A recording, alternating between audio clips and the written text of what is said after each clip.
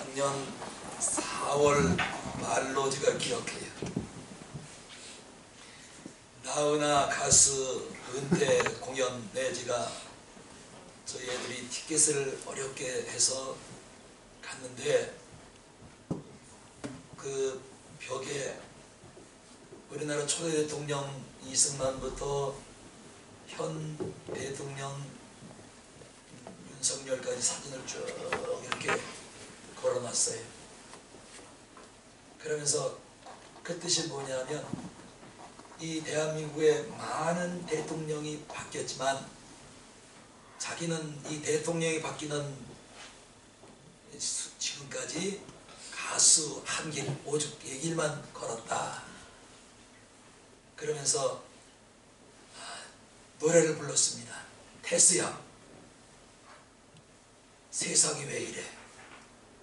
여러분, 지금 세상이 어떤가요? 세상이 왜 이렇습니까? 대한민국 현정사 현직 대통령이 감옥 가는 이 엄청난 세상. 테스 형, 세상이 왜 이럽니까? 세상이 왜 이래요? 너무 어지럽지 않나요? 우리 예수 믿는 사람들에게도 반드시 하나님이 물으실 겁니다. 나라와 민족을 위해서 너희가 얼마나 기도했느냐? 뭐 기도는 고사하고 기도 나오려면 그냥 힘들어서 못 나오겠다고 전부 그냥. 6.25 때 만약에 김일성이가 남한을 점령을 해서 공사 나가려 했다면 교회가 어디 있어요? 신앙이 어디 있습니까? 예수가 어디 있습니까? 예수 모르면, 안 믿으면 지옥이잖아요.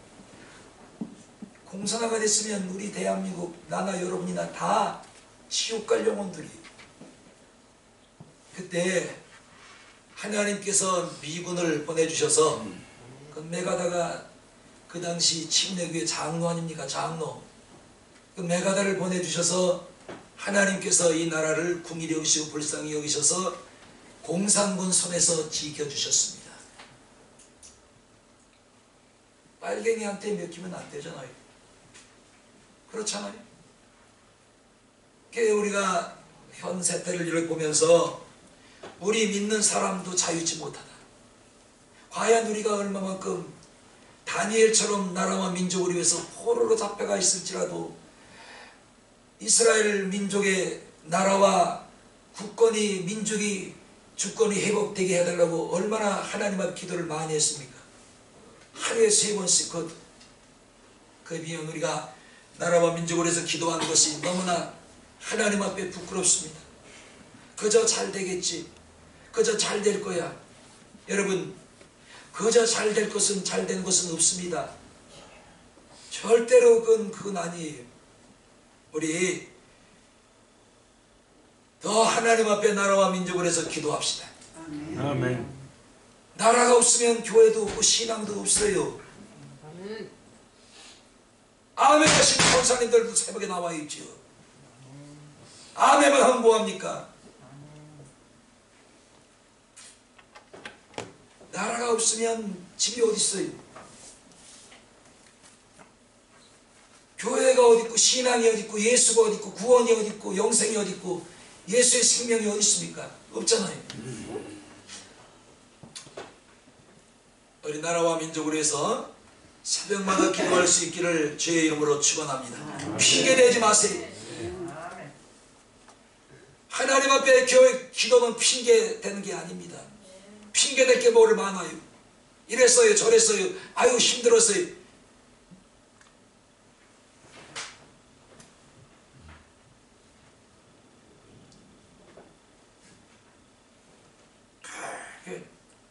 현직 윤대통령 감옥 안 들어가려고 그냥 밟고, 지금 죄가 있는데 어떻게 안 들어가나요?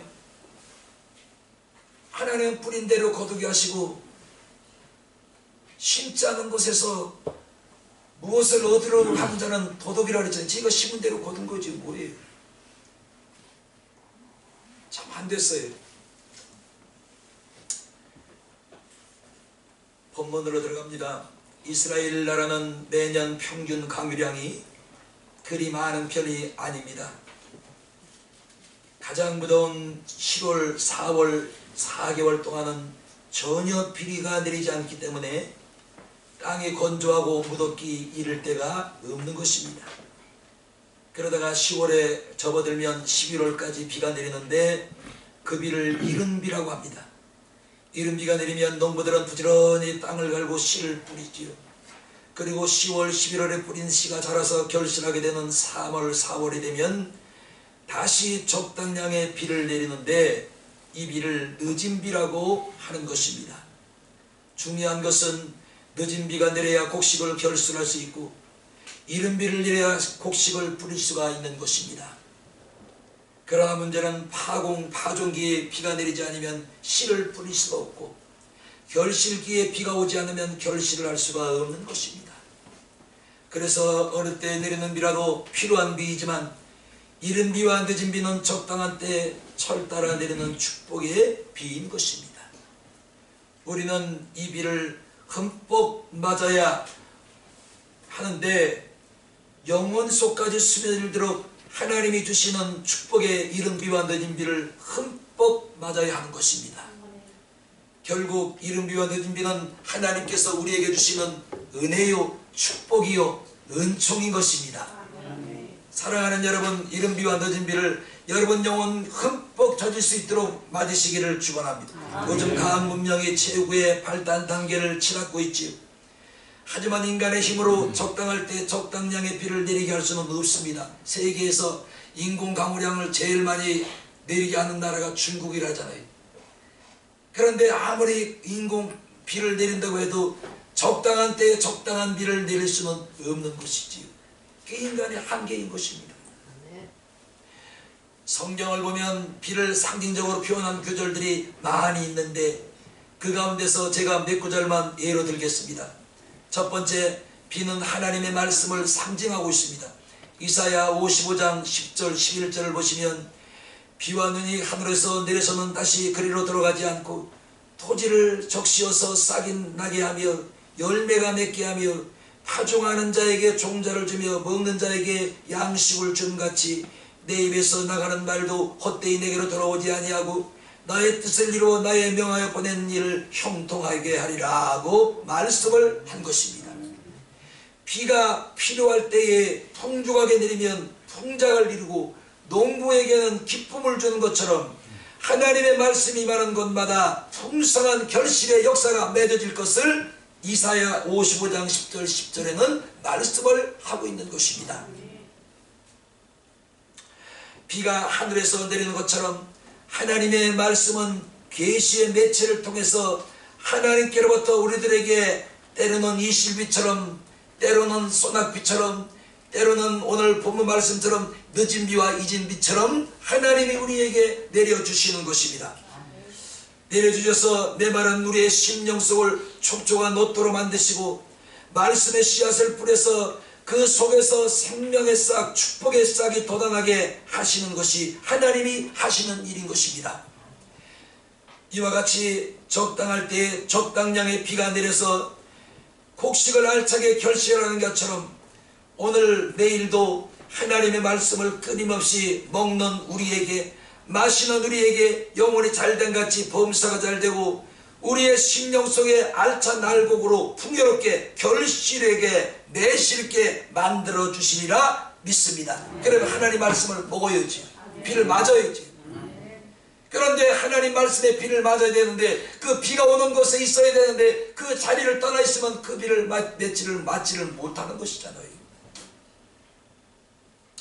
시편 119편 7절 70절 저희 마음을 살쪄 지방 같으나 나는 주의 법을 즐거워하나이다.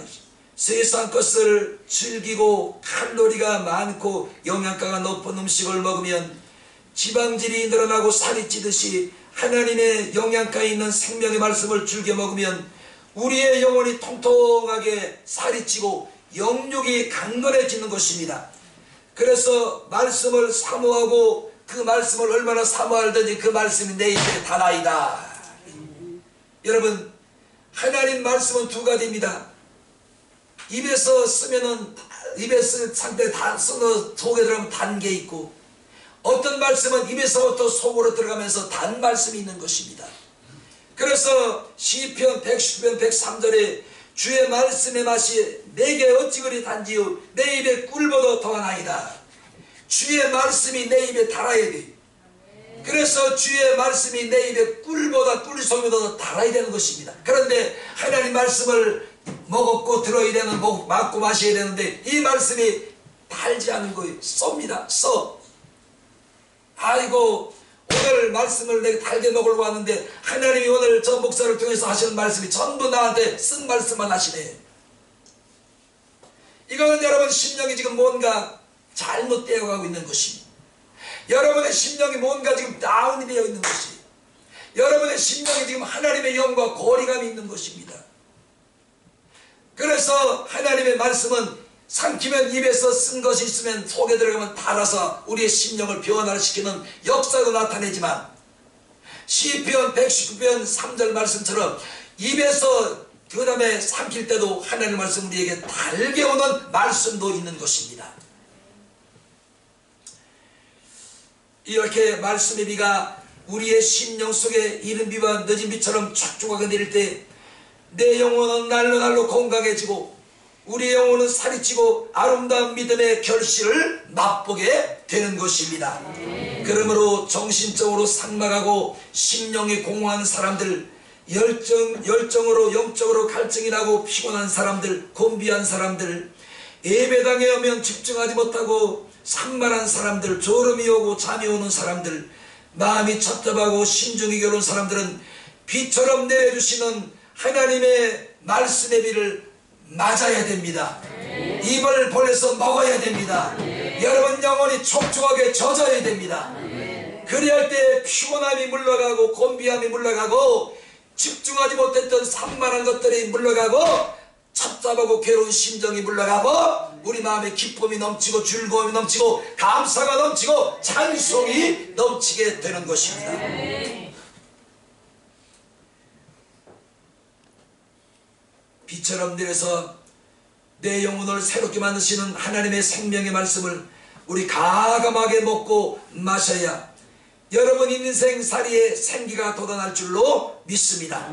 올해는 여러분을 위해서라도 말씀 듣는 기회를 많이 만드시고 말씀 듣는 기회를 자주 가져야 할 줄로 믿습니다. 여러분 육의 음식은 식탐을 내서 많이 먹으면 지방이 늘고 비만이 되고 이것이 과체중으로 각종 성인병을 자꾸 일으킵니다. 그런데 하나님의 말씀은 아무리 많이 먹어도요 성인병을 거리지 않아요. 비만이 오지 않습니다. 하나님 말씀은 먹으면 먹을수록 있는 병도 없어지고 내 영과 육체 여러가지 질병이 고침을 받는 것입니다.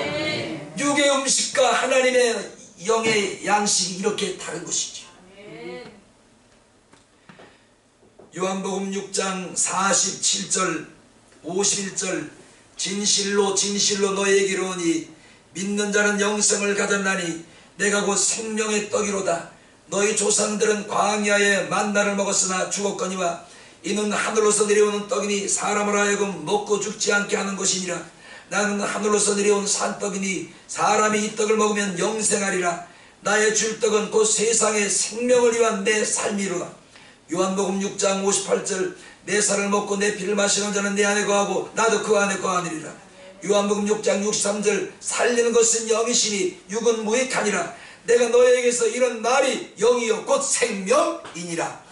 하나님 말씀이 영이요 하나님 말씀이 생명이요 하나님 말씀이 영생이라고 말씀을 하신 것입니다. 오늘 여러분 하나님의 이 살아있는 생명의 말씀을 흠뻑 심령에 담아가셔야 돼요. 여러분 마음을 열어야 들어가는 겁니다. 소낙비가 막 쏟아지는데 장방에라도 항아리 뚜껑을 덮어내면 어떻게 되겠어요? 예배당에 나오면 마음을 열어야 돼. 목사한테 감정이 있더라도 마음을 열어야 되고 목사한테 시력하는 것들이 내 마음에 들지 않는 것들이 많이 보여도 마음문을 열어야 돼요. 주여 내가 마음문을 엽니다. 내 심령에 생명의 싹을 넣어주십시오. 영생의 구원의 능력을 말씀을 내 속에 넣어주시옵소서. 마음문을 열어야 돼. 마음을 닫으면 오늘 여러분 여기 왔지만 헛수고인 것입니다.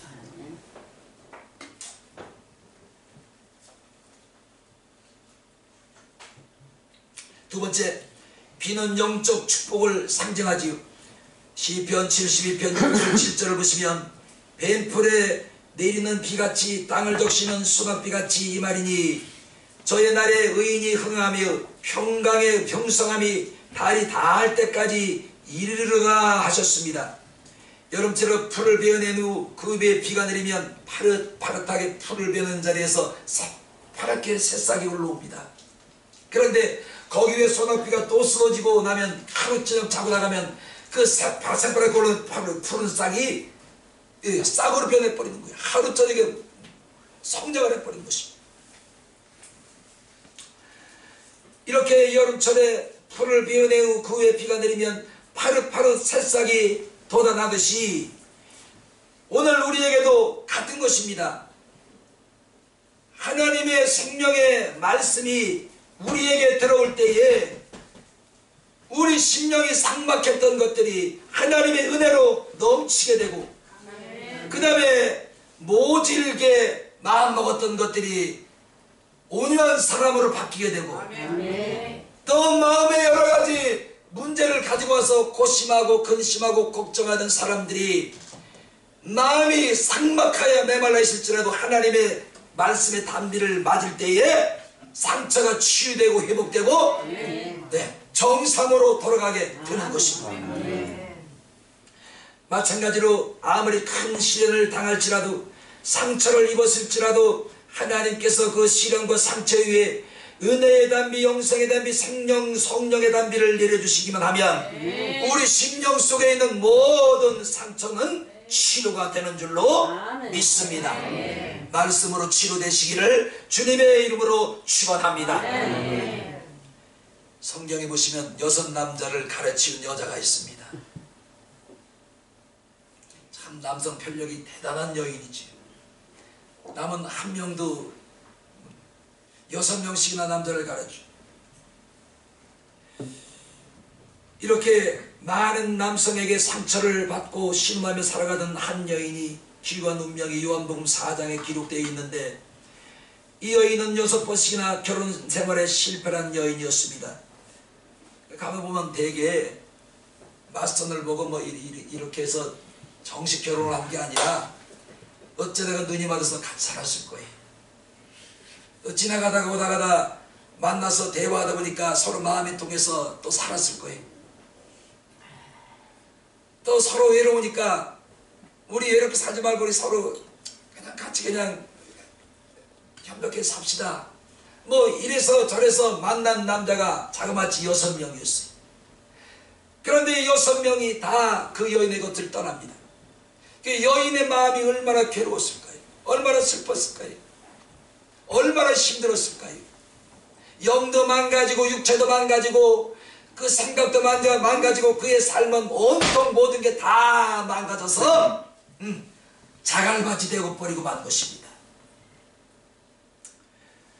그런 어느 날 이 구교한 삶의 주인공이었던 여자가 수가성 우물가에 우물을 길러 나가는 것입니다.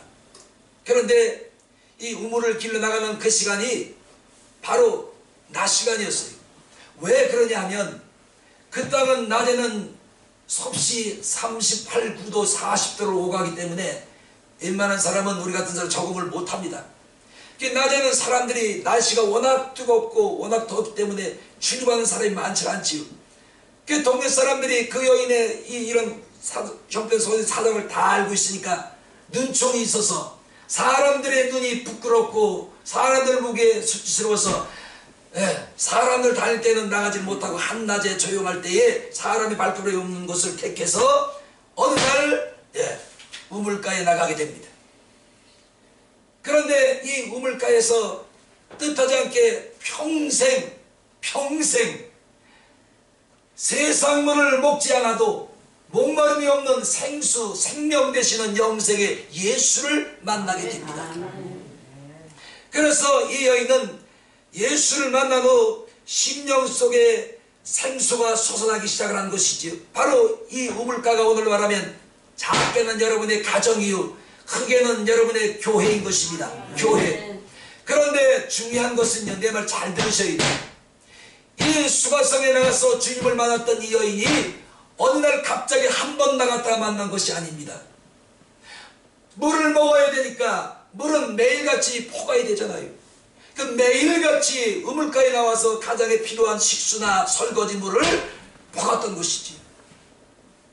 그래서 어느 날 주님을 거기서 만나게 된 것입니다. 이걸 우리가 교회라고 생각해 봅시다. 우물가를. 우리가 주님을 오늘 만날지 내일 만날지 몰라요. 우리가 주님을 내일 새벽에 만날지 모레 새벽에 만날지 음성을 들을지 응답을 받을지 하나님의 축복을 언제 받을지 나도 모릅니다. 중요한 것은 이 여인이 우물가에 매일같이 물을 떨어 나오다 어느 날 거기서 예수님을 만난 것이죠. 그러니까 우리가 주님 앞에 얼마만큼 자주 나오냐에 따라서 언제 주님을 어느 곳에서 어떤 모양으로 어떤 축복을 어떤 응답을 받을지 모르기 때문에 생명의 생수가 넘치는 이 교회를 자주 나와야지. 자주 나와야 됩니다. 어느 때 만날지 몰라요. 이 여인은 이렇게 해서 교회인 우물가에 나와서 자신의 정체를 알게 되었고 자신의 인생이 어떻게 어떤 인생인지를 발견하게 되었고 그리고 예수님을 만나서 참 기쁨과 영생의 주님을 만나서 인생의 희열을 느끼고 영혼의 생명의 행복을 찾게 된 것입니다. 이 여인이 우물가에서 주님을 만나는 순간 벼락부자가 된 것도 아니었습니다. 갑자기 미인이 된 것도 아니었습니다. 중요한 것은 그토록 갈급하고 목이 말라 여러 남자로 탐했지만 여전히 목이 말랐고 이제는 이곳에서 주님을 만난 후에 다시는 그런 편력이 없어지고 깊은 데로부터 생수의 강이 넘쳐서 이제 다른 남자가 필요 없는 거예요. 예수가 그의 영원한 신랑이 되고 만 것입니다. 사랑하는 여러분, 예수만이 불만족하고 만족스럽지 못한 우리의 심령을 만족하게 만들 수가 있는 것입니다. 오늘 만날지 내일 만날지 몰라요. 기약이 없잖아요. 그러면 이 여인이 예수님을 만난 동기가 바로 매일같이 우물가에 나와서 물을 떴다는 것이죠. 그런 어느 날 예수님을 만나게 된 것입니다. 나 좀 보세요. 교회 자주 나오실래요? 안 나오실래요?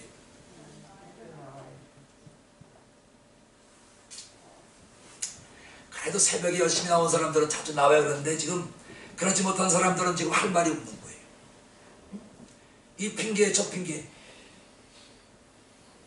이렇게 진정한 축복을 여인이 찾고 누린 것입니다. 요즘 사람들은 인스턴트 식품에 이미 배겨갑니다. 커피도 얼마나 좋아요. 나 아침에 나왔어요. 9시 예배 드리고 들어가서 커피를 제가 안 먹은 지 한 2주 정도 됐습니다. 2주. 오늘 한 잔 먹어야 되겠다. 종이컵에 뜨거운 물을 받아서 커피 봉지 하나 뜯어가지고 넣고 숟갈로 휘 줬더니 컵이 얼마나 약한지 커피를 짓는 순간 컵이 밑바닥에 새가지고 커피가 젖는 거예요. 컵이. 제가 왜 이 말씀 드리냐면 에휴 저놈 저는 컵 하나를 가지면 보통 5번 6번 재탕 계속 씁니다. 너무 아까워서 한 번 쓰고 버리기 너무 아깝잖아요. 여러분이 힘들게 돈 벌어서 헌금하는 건데 컵 하나 내가 착 버리면 소비되는 거예요. 내가 잘하는 건지 못하는 건지 나도 모르겠어요. 어느 사람이 그러더라고요. 목사님 그거 자주 쓴 거 또 쓰고 쓴 거 보면 안 걸린대요. 진짜니 아니 난 모르지. 그래서 그 말이 안 들려. 아까운 거예요. 그래서 오늘 아침에 먹던 컵짜리 센 것도 5번째 먹는 컵이. 믿던지 안 믿던지. 왜? 그래가지고 커피잔을 들고 이제 거기 하나를 더 내 먹던 걸 또 포개서 2개를 가지고 가서 책상에 앉아서 호락홀짝 마시고 있는데 저희 큰 손녀딸이 들어오더니 할아버지 나 커피나 그래서 왜? 보니까 커피가 한쪽에 자꾸 나오는 거예요. 그래서 내가 이제 종일 휴지를 가지고 이렇게 꼭 눌러가지고 닦았어요. 그런데 커피가 계속 나오는데 얘가 또 이제 뭐라고 그래, 나한테 떠넘기는 거예요. 할아버지가 너무 꼭 짜가지고 피가 안 멈추고 계속 나오잖아. 어떻게 할 거야? 어떻게 할 거야, 할아버지? 그래서 그 전에 배운 게 있어서 요 코 밑에 여기를 꼭 누르면 코피가 안 나온다 그래서 거기도 꼭 누르니까 아파 죽겠다고, 잇몸 다 문드러진다고. 할아버지 아파 죽겠어, 할아버지 아파 죽겠어. 그만해, 그만해. 피가 멈춰서 지금 내려갔어요. 내 뭔 말하다 이 커피 얘기하는 거예요. 예? 내가 커피 얘기를 왜 한 거예요? 커피 먹다가 몇 잔 먹는 거 타먹는데 빵 구워놓은 이야기 생각해요. 아! 라면도 보세요. 뜯으면 물 부으면 한 2, 3분 있으면 먹었잖아요. 그러니까 인스턴트 식품이 얼마나 우리 살아가는데 편리한지 몰라요. 그렇잖아요. 마트에 가면, 편의점에 가면 점심도 식당 갈 필요 없어요. 5,000원, 8,000원, 만원만 좀 식당에 가면 식당에 먹는 거 더 잘 도시락이 나오는 것이지. 그렇잖아요. 그런데 제가 왜 이 말을 드리냐면, 교회 나오는 사람들도 여기 길들여져서 마치 하나님 앞에 나오면 금방이라도 갑부가 되는 것처럼 여긴단 말이지. 그러니까 우리가 전도할 때 예수 믿으세요, 복 받으세요, 예수 믿으면 좋은 일이 있습니다. 그러면 예수 믿으라고 전도하는데 나쁜 일이 있으면 너 죽는다, 나쁜 일이 있어, 교회 나오면 큰일 난다, 안 나오는 게 좋다, 이러고 전도하는 사람 누가 있어요? 다 교회 나오면 좋은 일이 있어요, 복 받아요, 하나님이 함께 하십니다, 은혜 받습니다, 그러지. 그런데 그 말을 듣고 교회 나왔는데 하루 이틀을 한 달을 다녀봐도 좋은 일이 없는 거예요. 그 급한 마음에 교회 몇 끼 상계하려고 하다 에이 뭐 좋은 일이 있던 게 개코나 개뿔이나 하고 교회를 떠난단 말이지. 그러나 참된 축복은 수가성 우물가에 나왔다가 생수의 주님을 꾸준히 나왔다 만난 여인처럼 어느 때 어느 시에 교회에 왔다가 생수의 주님을 만나고 문제 해결되고 하나님의 축복을 받을지 나도 모르고 여러분도 몰라요. 중요한 것은 꾸준히 나오는 것입니다. 중요한 것. 그러므로 우리는 항상 생수가 풍성하고 퍼내도 바닥을 드러내지 않는 우물가에 나오기를 힘써야 될 줄로 믿습니다. 오늘 만날지 내일 만날지 몰라요. 오늘 만나서 말씀을 들을지 응답을 받을지 고침을 받을지 하나님의 역사가 언제 일어날지 우리는 알 수가 없습니다. 어떻게 해야 돼? 자주 나와야지. 아멘.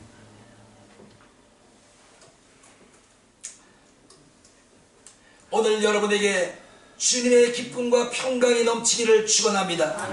마음속에 평강이 없으면 진수성찬 산의 진미를 입에 퍼넣어도 모래알 같은 맛이 없어요.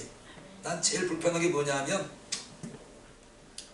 이래 불편한 사람들과 사이가 불편한 사람들과 마주 앉아서 밥 먹는 게 제일 불편해요. 에이 저 옹졸한 그래도 괜찮아요. 사시는 걸 어떻게 해요? 서로 마음에 안 좋은 감정을 확 서로 품고 감추고 흉기를 품고 있으면서 서로 마주 앉아서 아이 맛있지요. 권사님, 장로님, 집사님 옷에 많이 드세요. 속은 그렇지 않는데 입만. 사람은 영물이잖아요. 그래서 말은 겉사람이 말은 그렇게 아주 달콤하게 하는데 그 속은 흉기가 들어있는 거예요. 아이고 무서워라. 그래 아무리 좋은 산의 진미를 그 당시에 그 앞에서 입에 넣어도 모래를 씹는 것 같은 거예요. 바글바글 맛이 이 먹는 건지 마시는 것이 맛이 있는 것이 없는 것인지. 그런데 좋은 사람들과 앉아서 편한 자리에서 밥을 먹으면 보리밥을 먹어도 꿀술같이 단 겁니다. 그렇잖아요. 나만 그런가요? 아, 여러분들은 마음이 다 넓으니까 난 놈줄한 놈이라서 그런가 봐.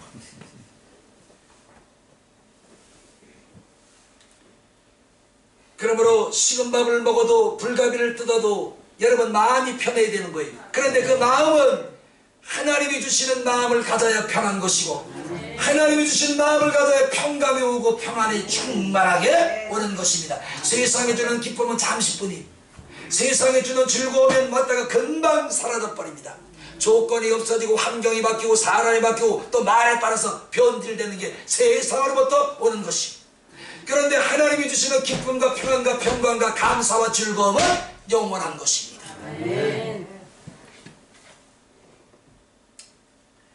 생수의 주님, 생명의 소낙비처럼 내려주시는 주님의 생명을 마음껏 먹고 마시고 영접하시기를 예수님의 이름으로 축원합니다. 그래서 이사야 55장 1절 2절에 이렇게 기록했습니다. 너희 목마른 자들아 물러나오라. 돈 없는 자도 오라. 너희는 와서 사막대 돈 없이 값 없이 와서 포도주와 젖을 사라. 너희가 어찌하여 양식 아닌 것을 위하여 돈을 달아주며 배부르지 못할 것을 위하여 수고하느냐. 나를 청종하라. 그리하면 너희가 좋은 것을 먹을 것이며 너희 마음에 기름진 것으로 즐거움을 얻으리라. 목이 마른 자들아 물러나오라. 물이 어디? 물 있는 곳이 어디? 교회잖아요. 그래 물러나오라. 돈 없는 자도 오라는 것입니다. 너희는 와서 사막대 돈 없이 거저 먹으라는 거예요. 거저 먹으라도 안 나와. 그런데 돈 먹고 돈 주고 사먹는 건 아주 열심히 해줘서는 아니잖아.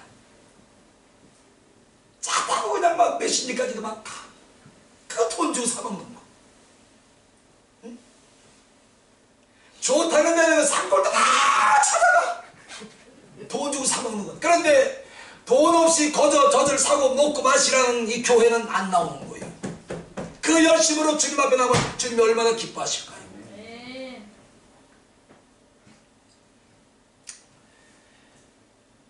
너희가 어찌하여 양식 아닌 것을 은을 위하여 은을 달아주며 배부르지 못할 것을 위하여 수고하느냐.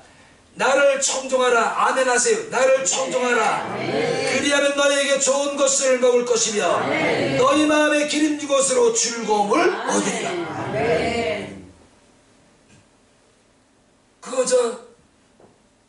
요즘 음식값이 엄청 비싸잖아요. 엄청 비싸요.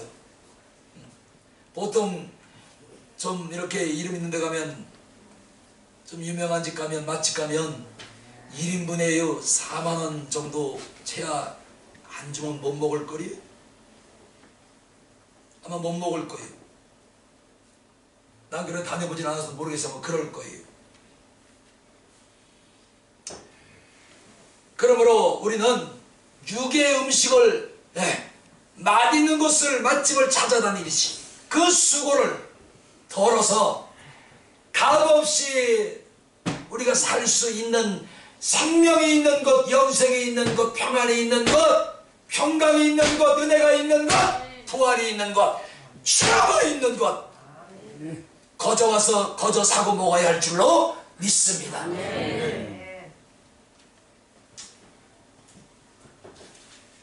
세 번째, 비는 하나님의 심판을 말합니다. 마태복음 7장 27절 보시면 비가 내리고 창수가 나고 바람이 불어 그 집에 부딪힘에 무너져 그 무너짐이 심하니라 그랬습니다. 여기서 비가 심판의 도구로 표현되고 있는데 노아의 홍수 때도 비는 인류를 심판하는 하나님의 도구로 쓰임을 받았습니다. 그런데 주님이 마태복음 7장 25절에 이걸 바꿔서 이렇게 말씀을 하십니다. 비가 내리고 창수가 나고 바람이 불어도 그 집을 반석에 지은 지혜로운 사람은 무너지지 아니하리로다. 이 두 구절 말씀을 한데 묶어 설명하면 예수를 바르게 믿어라.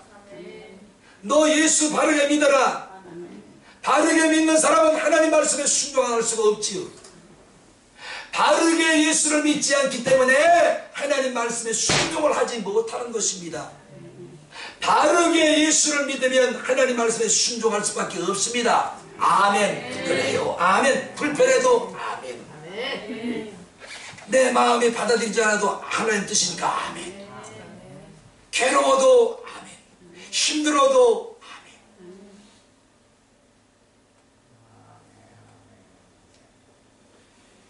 때를 따라 비를 내리시는 이 축복의 은혜의 비가 오늘 여러분 모두에게 넘쳐나기를 예수님의 이름으로 축원합니다. 그래서 나는 이 말씀을 준비하다 이런 생각이 문득 들었어요. 여러분들은 어떻게 생각할지 모르지만 하나님의 심판도 어떻게 보면 우리에게 축복이다.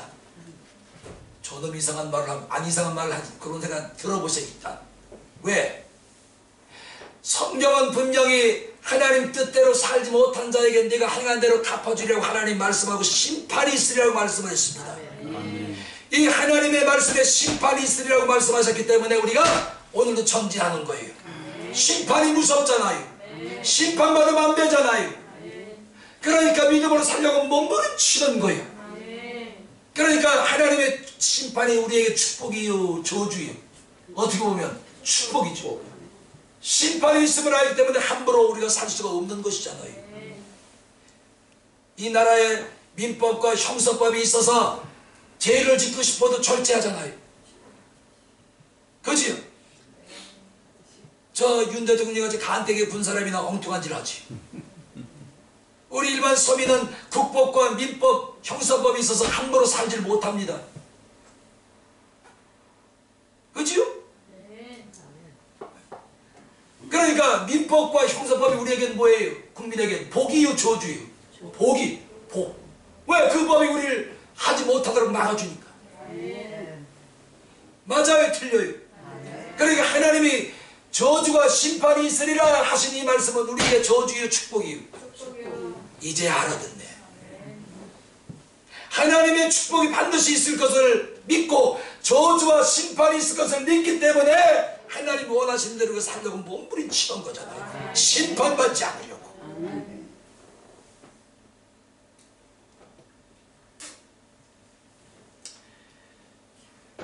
마지막 날 하나님의 심판이 없다면 우리의 믿는 건 믿음은 무엇이에요? 내 믿어요.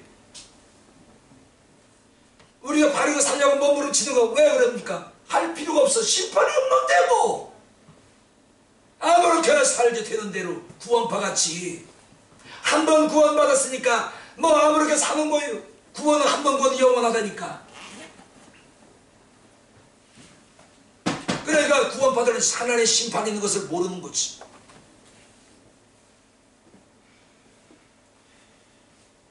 이렇게 하나님의 심판이 없다면 믿음으로 사는 건 무엇이며 우리가 바르게 살려고 몸부림치는 것은 무엇이며 우리가 예수에게 정말로 연합해서 예수와 동행하려고 정말로 몸부림치는 우리의 신앙은 아무것도 아니라는 것이지.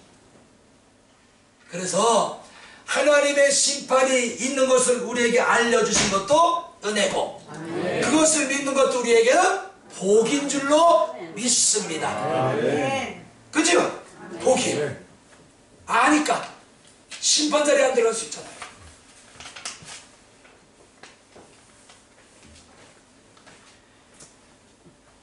그러므로 우리는 최후의 심판이 있음을 기억하고 대비해야지요. 데살로니가전서 4장 16절 주께서 호령과 천사장의 소리와 하나님의 나팔로 친히 하늘로 쫓아 강림하시리라.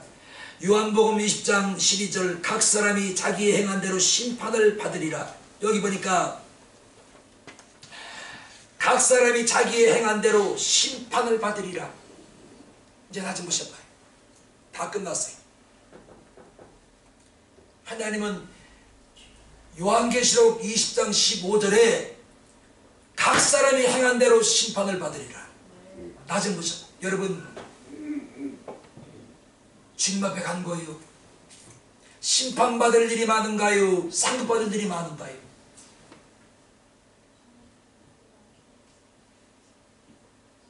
각 사람이 행한 대로 내가 반드시 심판하리라.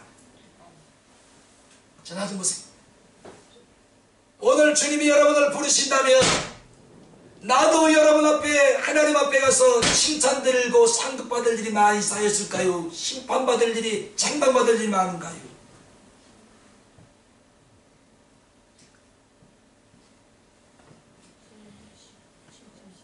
칭찬들 일이 많아. 권사님 얼만큼 되실 것 같아요? 그럼 책망받을 일 없을까요? 없지 않으실 거예요. 왜냐하면 믿기 전에 그렇게 안 살으셨어요. 여기 말씀하는 믿은 이후의 말씀이요. 그러니까 조금 어렵죠. 있어도. 권사님 그걸 어떻게 아십니까? 잘못해요. 모르는데. 권사님이 하나님의 보좌 앞에는 권사님 살아오신 믿음 생활하며 살아오신 그 기록이 거기 다 써 있을 텐데 예. 다 기억나요? 어떻게 살았는지? 안 나지만은 하나님 앞에는 다 있다고 하셨잖아. 있다고 생각하면 겁나죠. 그거 봐요. 겁나잖아요.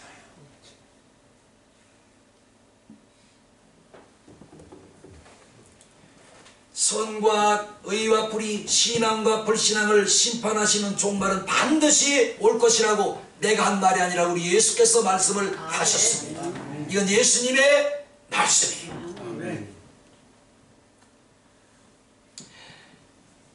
그날에 우리의 행동들이 공력이 낱낱이 드러날 것이라고 주님은 말씀을 하셨습니다. 여러분, 우리는 그날을 바라보며 믿음의 바탕을 떨어뜨리거나 놓쳐서는 안 됩니다. 믿음의 버튼을 우리 이웃, 우리 자손들에게 들려줘야지요. 나만 믿고 예수 믿고 천국 가면 안 됩니다. 자식들은 어떻게 할 거예요? 주님은 우리에게 천국 가는 믿음의 버튼을 우리에게 들려주셨습니다. 에이, 나는 잘 믿으면 내 자식이야. 죽이든 살든 뭐 지옥을 가든 천국 지가 알아서 할 문제고 나나 잘 믿으면 되지. 자식들은 어떻게 할 거예요? 예수님께서 여러분에게 천국 갈 수 있는 바탕을 여러분에게 지어주셨잖아요. 믿음의 바탕. 이거 나만 가지고 있다가 땅에 떨어뜨리고 천국 가면 안 되지요. 내 이웃에게도 들려줘야 되고 사랑하는 내 가족들, 특히 우리 자식들에게 이 바탕을 먹여줘야지. 이거 안 물려주면 여러분들 책망을 받을 것이고, 물려주는 버튼을 받지 않는 자식도 반드시 심판대에 서게 될 것입니다.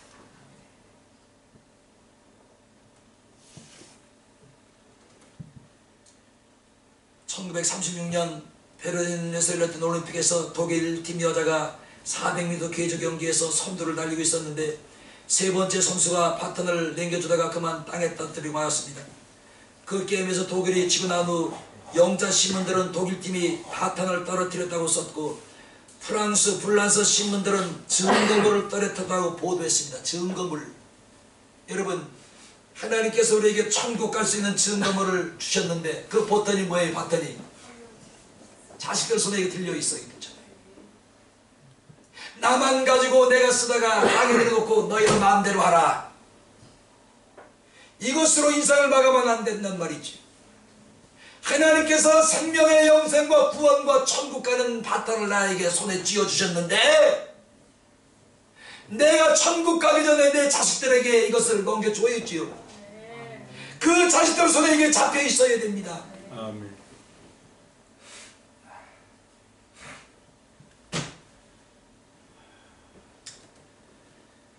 우리의 믿음을 키워주시기 위해서 말씀으로 믿음의 바탕을 우리에게 주셨습니다. 그것을 떨어뜨려서도 안 되고 잃어버려서도 안 됩니다. 메말라 고세가는 내 심령 속에 은혜의 단비를 주시라고 우리 기도합시다. 지쳐있는 심령, 피곤한 심령, 무기력해서 주저몰라앉은 심령, 은혜의 축복의 단비를 맞고 소생하게 되기를 주님의 이름으로 축원합니다. 내가 은혜의 단비를 맞아야 새로운 싹이 돋아나는 것처럼 기쁨을 우리가 회복할 수가 있는 것입니다. 그러기 위해서는 은혜의 보좌 앞으로 담대히 나와야지. 수가성 여인처럼 매일 나와야지. 오늘이나 내일이나 언제 주님을 만날지 모르겠다. 히브리 4장 16절, 그러므로 우리가 궁일하심을 받고 때를 따라 돕는 은혜를 얻기 위하여 은혜의 보좌 앞에 담대히 나갈 것이니라고 말씀을 하신 것입니다. 결론입니다. 따라합시다. 주여, 크게 주여, 은혜의 단비를 주시옵소서. 아멘. 또 합시다. 천국 가는 말씀의 바탕을 내게 주셨으니 놓치지 않게 하옵소서. 한번 더 합시다. 믿음의 바탕을 자식들에게도 넘겨줍시다. 용서 없는 거예요. 심판 하나님의 성경은 두 개입니다. 중간은 없어요. 믿으면 영생, 안 믿으면 멸망. 아멘. 중간은 없잖아요. 중간이 있어요. 믿으면 천국, 안 믿으면 영원한 불구덩이. 중간은 없는 거예요.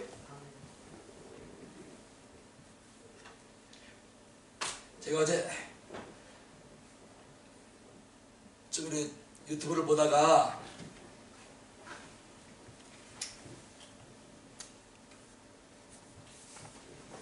그 어느 이상한 목사를 제가 좀 들었어요. 이렇게 보는데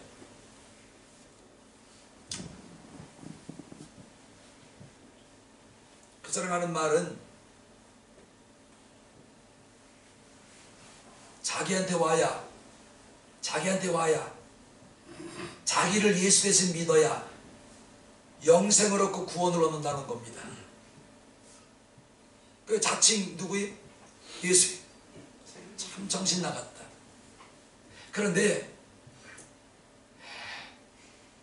어떻게 유혹을 하냐면 애들 있잖아요. 애들 학생들 애들을 교회 보내면 대학교까지 무료로 다 그냥 가르쳐줍니다. 다 무료로 가르쳐줍니다. 이렇게 유혹을 해가지고 그 유혹에 넘어가서 또 보내는 또 부모도 있어.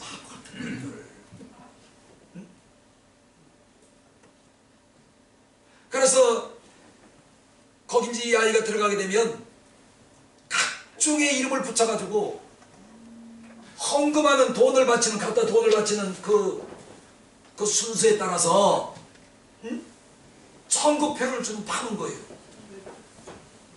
넌 1,000,000원이니까 너는 중간 단계, 너는 2,000,000원, 3,000원, 넌 오히려 1억이니까 너는 상단계, 또 더 많이 하면 너는 하나님 보좌 앞에. 이래가지고 이 목사가요 10년 동안 목회를 했는데 재산이 무려 조선에는 1,100억.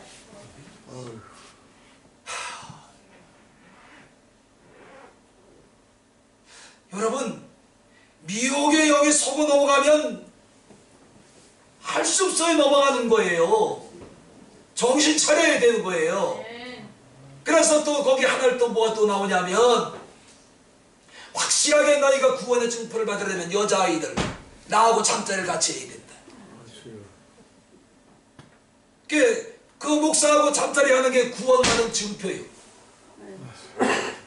그래가지고 많은 그 여자아이들이 그냥 뭐 상처를 입어가지고 그냥 막 지금 고소하고 막 재판이 붙어가지고 형사고소 민사 붙어가지고 난리가 난 거예요. 그래서 재산을 조사해보니까 전국 각처에 좋은데 집을 다 사놓고 땅을 다 사놓고 자동차도 세계적인 메이커 명품들 그 차도 보니까 그냥 뭐 이런 데 굴러다니는 조그만 외제차가 아니에요. 막 그냥 큰 이런 막 의리를 있는 차. 그 요새 되면 그냥 주차하게 딱 돼요. 돈 뺏기고 가정 무너지고 인생 망가지고.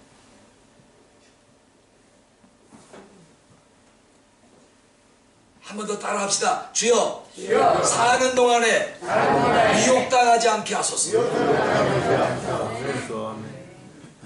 부모들이 와서 땅을 치고 통곡을 하는 겁니다. 통곡을 하는 거예요. 뭐예요? 일은 끝나는데 통곡한다고 될 일이 뭐예요? 자, 이 시간